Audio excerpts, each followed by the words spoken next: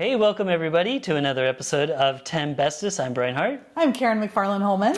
And here we go with another YouTube edition of our podcast here. Yeah. So you can watch us on YouTube Monday through Friday. We break up the show. If you don't want to wait, you can listen to the entire podcast on Monday at 1 p.m.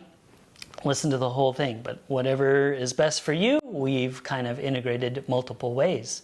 So, all right, we flipped a coin and you won and I get to go. Yeah, first. you're first. Yeah, thank you for that. My first cool sheet is a good one. So I talked about a couple episodes ago about the Joyless project from a Pocket Collection. And Roman Mars, who does 99% Invisible, which is also a former cool sheet, talked about this movie fan cut, the Avengers Endgame, the ultimate audience reactions by the CandyMan.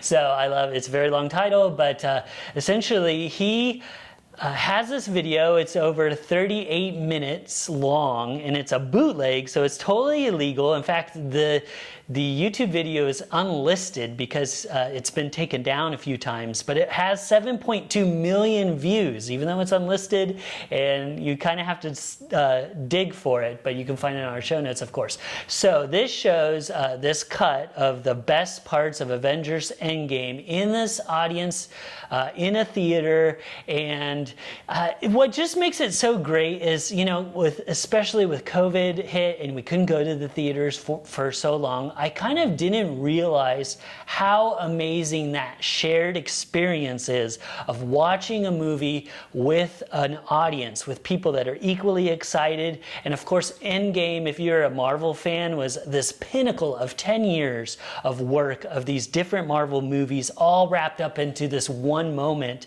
in this one movie. And it was bonkers. People were screaming and crying and yelling and everybody was, and I'm kind of embarrassed, but I like watching this fan cut, I got kind of teary-eyed, and I think a lot of it had to do with just I missed this shared experience so much.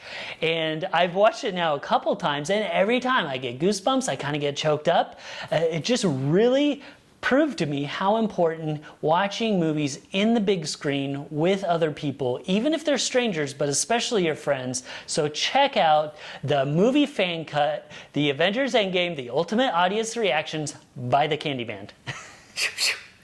Oh, I would totally do that. I during the whole pandemic when theaters were closed, it didn't even occur to me that those things existed, that there were.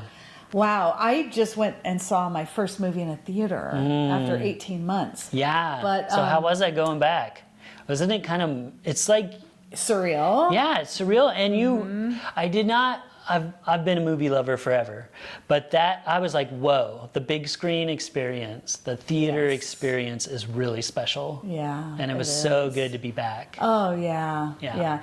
But that you just experiencing that and that you felt emotional, like that's awesome. Like it was real, or as close to real as you could get. Yeah. And it was really cool. And you know, it's totally illegal, like I said, but Marvel actually has used, I don't know if it's that exact person's fan cut, but they've used parts of that, the audience, as kind of a tease of like, we can't wait to see you in the theater again. And they showed a clip from one of these fan cuts where, a big spoiler alert, if you haven't seen Endgame, it's too late, it's been a few years, but when Captain America gets Thor's hammer and everybody freaks, and that moment is so great, and Marvel, officially used it in their advertisement. So, I don't think he's getting in too much big of a trouble because they've actually used it. So it was so cool to see.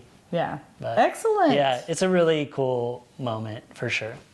Well, thank you for sharing that. You're very welcome. For that. I enjoyed that movie when I saw it in the theater. Yeah. And then here's another experience. Yeah. My first cool sheet. I'm going to be talking about a gadget. I haven't talked about a gadget in a while. And this is called the light phone.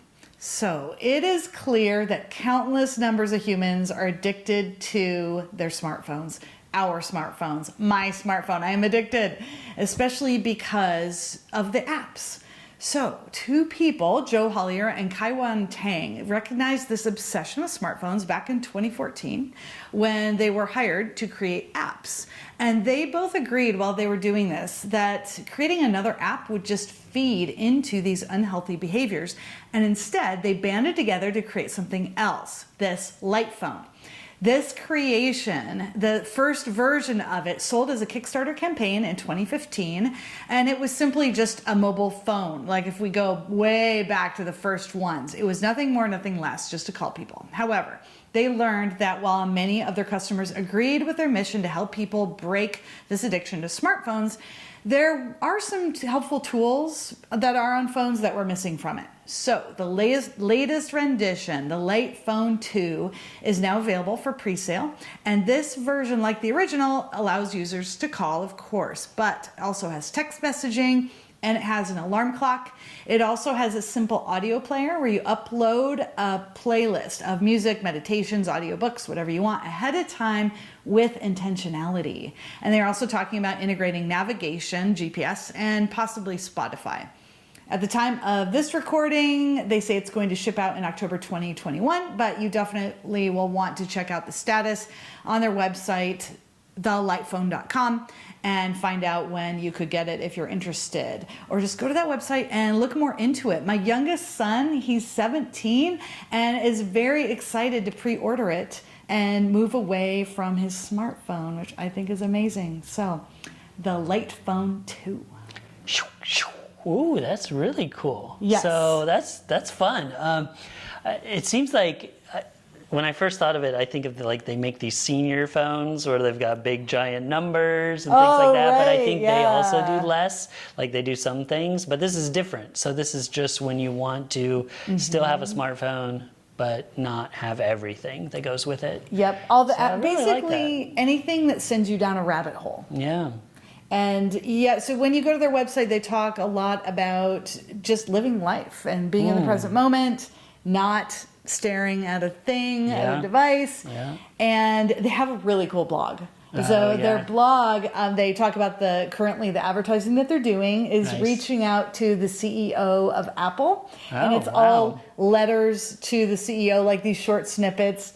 And it's very amusing. They're good writers, and I think they're really good marketers in how they're doing it. Yeah. And I love their missions. Well, that's cool. I know that there's been some other people that have hacked their phone to do that, and like I think Tim Ferriss, he deleted, of course, like Facebook and Instagram and all of those social apps off his phone. He still uses them in a way that's more difficult, so he has to like dig through his laptop and get to them in a certain way. So again, it's very intentional. Yes. He's like, okay, this is when I'm going to do this one task. I'm only going to do it for a half hour when I'm at home, not out and about. I'm supposed to be out and looking at nature, visiting with friends. So I guess that would be like another hack. You could find creative ways to do it yourself on your current cell phone, but it's hard. Like I do social media as a part-time job, so I can't just delete social apps. I can't do it. I do have to have that with me all the time. So I'm wondering about this too, how that would work, but I love the idea and for other people. Yeah, exactly. And what my son said, because I brought up that, I'm like, just delete your apps and don't. And he said, nope, it's too tempting. I have to have this. That's so, interesting. Yeah. Okay, so there you go. Because easy for me to say that A, you should just do it, and B, I can't do it though because I have a job. Darn it, I have to keep. But everybody else could easily do it. Yeah.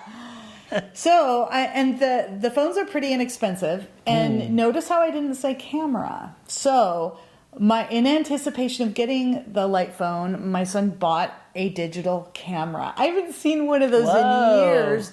But the combined cost of those two are way less than my smartphone. Dang. So that's pretty telling. Yeah. Yeah, smartphones are the newest iPhone. I like it, but it was the first time where I really had sticker shock, and I was like, man, I paid a lot of money for this thing. Yeah. Like, yeah, so it's tough. This Light Phone is an option. Okay, cool. Well, thanks so much for sharing that. Yeah, you're welcome. All right, thanks again for tuning in, everyone. I'm Brian Hart. I'm Karen McFarland-Holman. Tune in tomorrow for 2 more cool sheets. That's right. And don't forget to like and subscribe. It really helps us out. And don't forget to stay curious.